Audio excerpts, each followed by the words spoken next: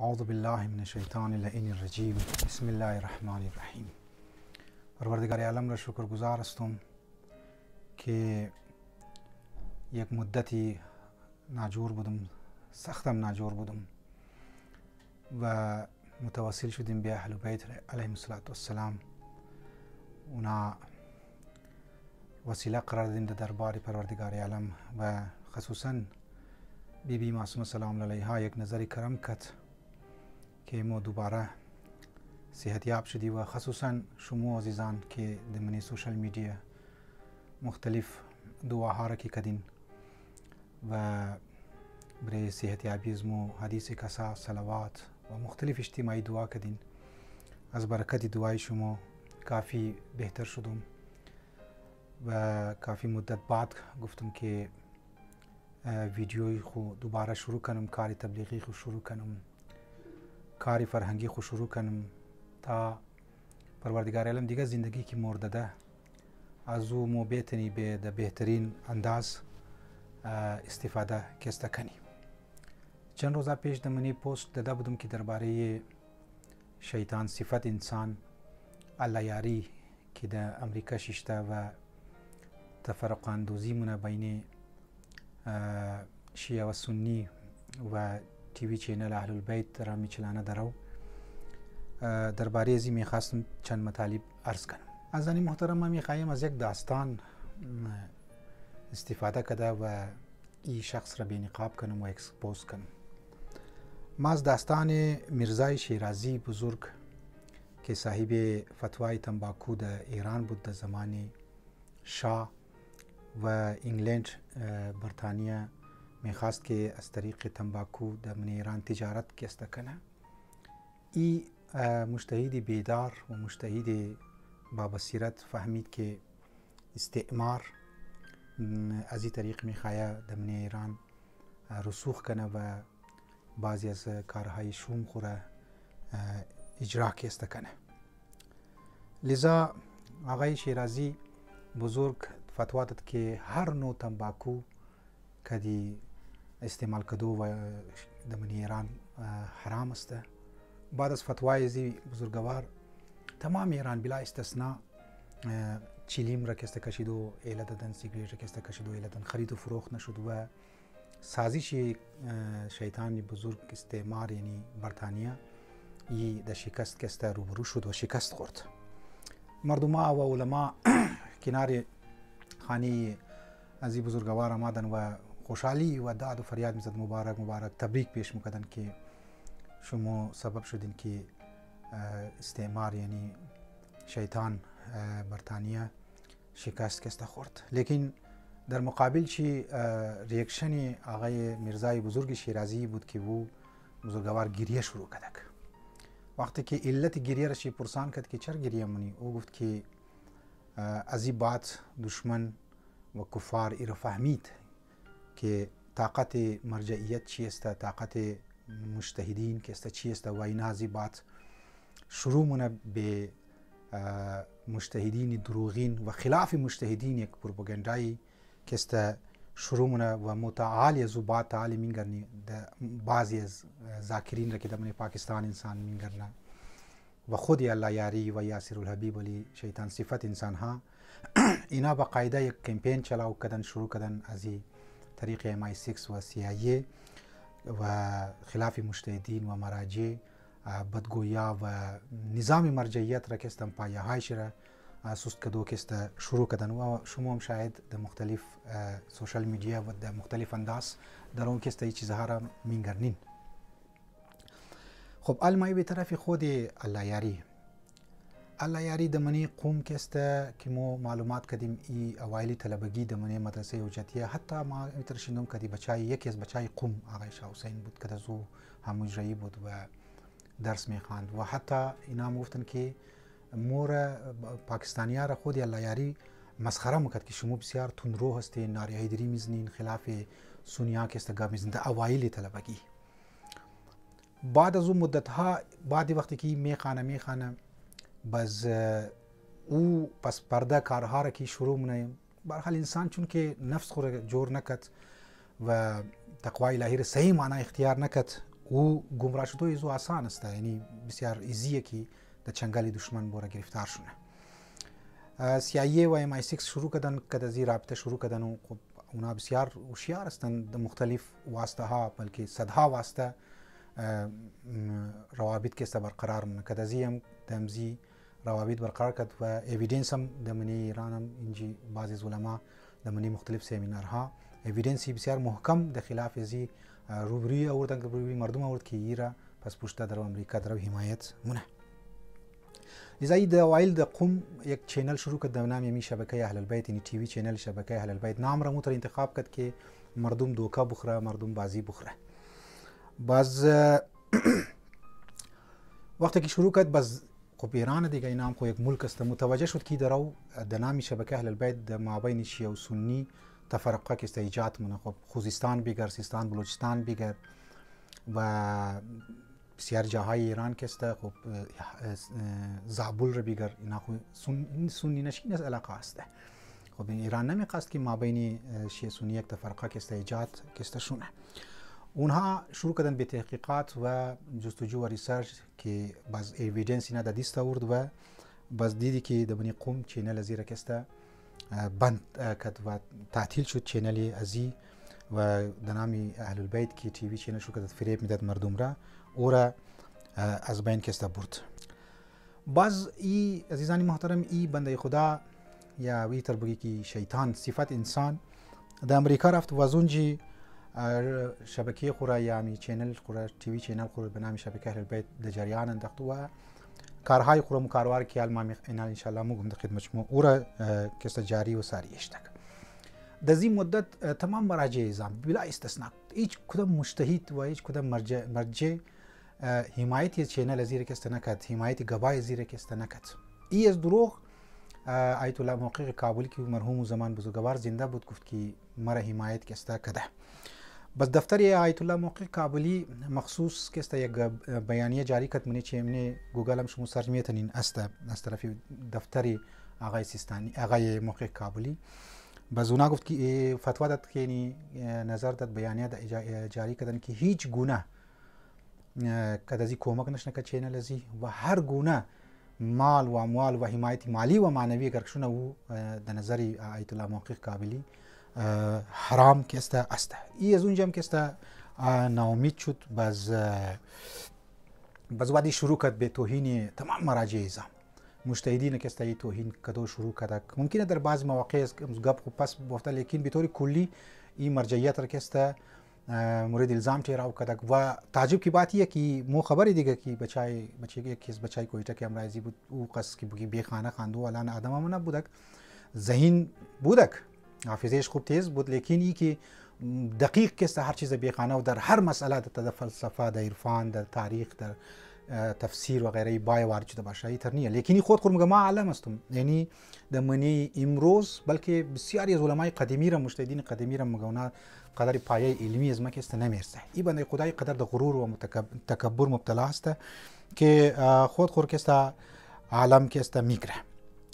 باز وقتی که چینل ازی د منی قوم که است ایرا بلاک کدک و ایرا تعطیل کدک بند کدک باز یک عده از افرادهایی که نظر حجتیه دارن که اونا هم امام زمان باید اوچه مایه که مو گناه زیاد کسته کنی اونها حتی ایره حمایت کسته کد.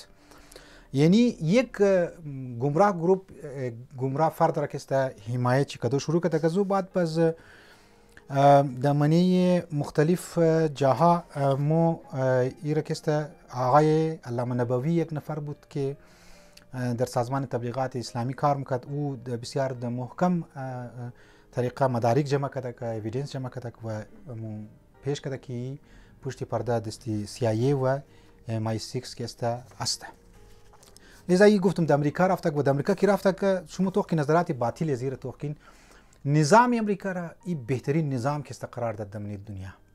نظام یک سیکولر ملک را که داعش را مجور کرد، نظام یک ملک را که در دنیا ای بدمعشی نشون میده، در دنیا جبهه النصره را جور کرد، اسرائیل ولی ملک کی تروریست را که است حمایت مونه ای او را مورد حمایت که قرار داد و انقلاب اسلامی را جمهوری اسلامی را انقلاب دجالیه که است موقع اونایی که رهبر را که است توهین کدو شروع کرده گفتم ما متر ولایت فقیر نظام شیر توهین کدو شروع کردن بغیر کدام و مستند صحیح جدل مونه بیس مونه لچری مونه باز او طرف کور که است نمیله که است زیاد گپ بیز نگر شما که است توخ کدا باشین البته ما امیر ممکن چینل زیرت من توخ نکنین که گمراه میشین. خب ما به طرف یک نکته دیگه ای که این چی میخواه، یعنی این چرا خلاف علما که است گپ چرا خلاف مجتهدین شد، چرا خلاف که مجتهدین و مراجع مانند آیت الله سیستانی، آیت الله خامنه‌ای و دیگر بزرگوارها که اتحاد شیعه سنی را میخواه، این چرا او را میخواست دوباره خراب کنه و خراب نداره. این نظر شیعه که امی که مراجع زام که میگه باید شیعه و سنی اتحاد که است کنه و تفرقه ما بین مسلمان ها باید پیدا نشنه از خاطر بعضی شرایط های استعمار، بعضی از خاطر ازی که اهداف شومی امریکا و دی اسرائیل و دیگر ممالک ها بعضی از اروپی ممالک اونها دمنی دنیا اجرا نشنه و اونها مفادات حاصل نتنه و از جنگ و جدل های شیعه سنی استفاده نکنه.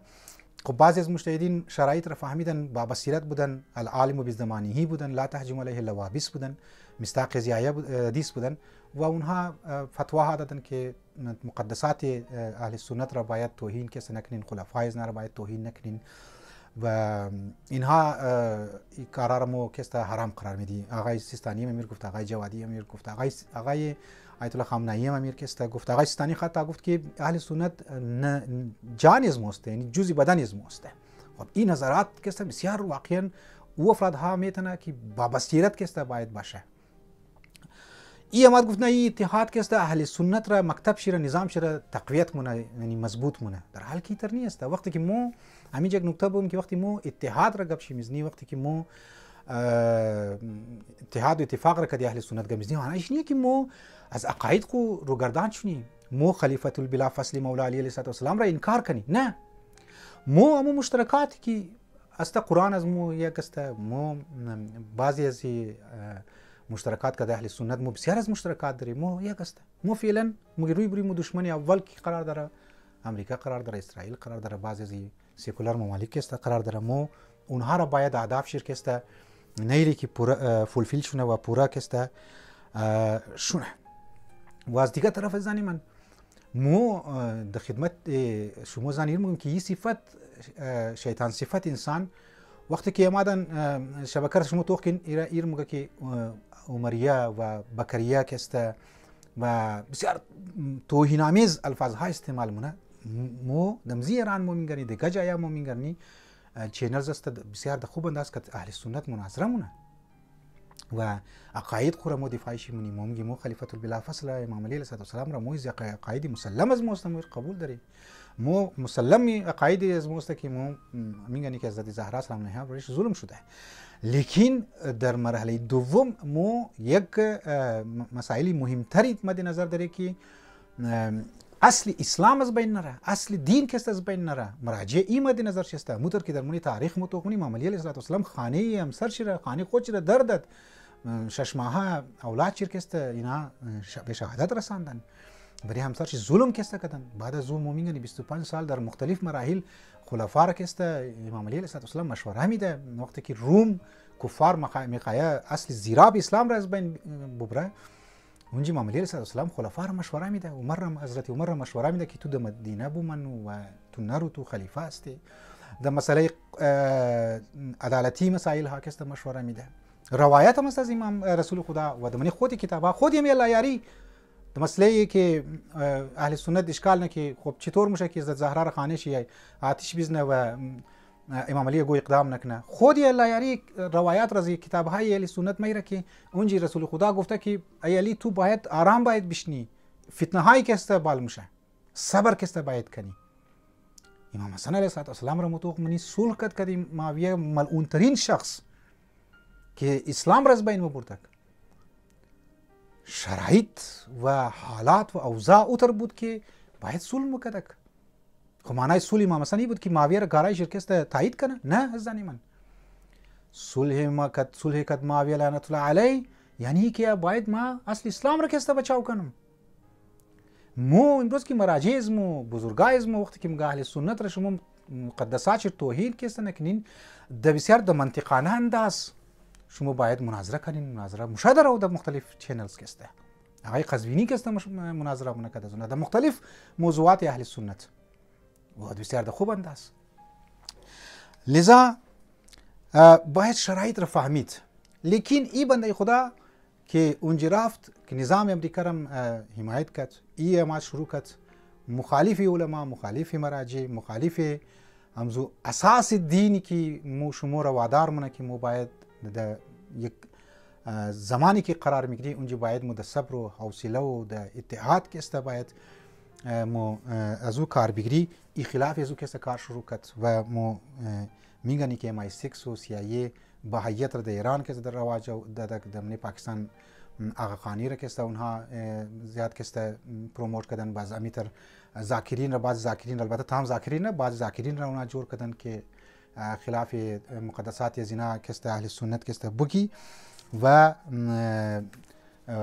متفرقه را که است آکشیر که است آتیشیر که است زیاد که ما بین مسلمانان و بیتن امریکا و دیگه اونا در اهداف از خود خبرسته. شما تو که نزانی من برادرانی من اسلام درو که است در منی پورا دنیا تعداد چه درو زیاد شده رایه مو دنی یورپ میگن اسلام درو وسیع مشه درو منی امریکا درو که است میگن مسلمان مشه مردم ها مسیحیت به طرف اسلام که است مایونا ترس مخرزانی من نظام سرمایه‌داری که اصل نظام از نه پایشی و اساسی برازی است که منافع شخصی از خود خورا افرادها بیرس دزو اینا هر کار که است مون اینا مابین شیعه و سنی که است تفرقه ایجاد مونه و یاسر الحبیب ولی انسان ها را شیرازی که است گروه ولی انسان ها را میرزای شیرازی بزرگ نه این دیگه شیرازی که عالی کار را انجام میدن. یاسر الحبیب گفتم خود الله یاری اینها ماین د بسیار د توهین انداز مقدسات اهل سنت را که است یعنی سنیا را توهین مونه و امو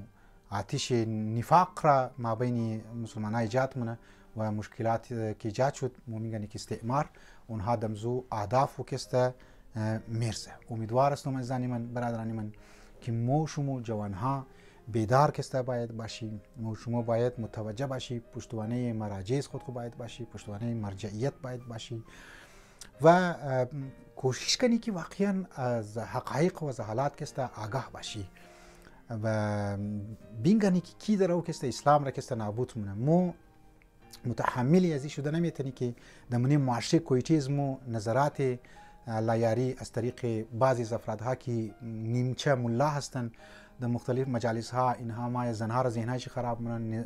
حتی در خلاف انقلاب امام حسین علیه السلام یک عجیب که است حرفا میزنن شکل ازاداری را که شستور که است میخواه بیان کنن. مو باید از ناو شیار باشه، خاصا خانم ها زنها اینها باید متوجه باشه که کیر مو دخانی خو برای مجلس دعوت بدی، کیر مجلس که دعوت که ندی. پروردگار عالم و شما را بصیرت که عنایت کنه، پروردگار عالم و شما را هوشیاری و بیداری که نصیب کنه. نشنه که در مختلف واسطه ها مو شما علکاری استعمار شده باشی و بعض اوقات خود مو خبر نباشی و مقاصد از نار مو فلفل کنی پیش ببری و در جهل مرکب که گرفتار باشی. والسلام علیکم و رحمت الله و برکاته.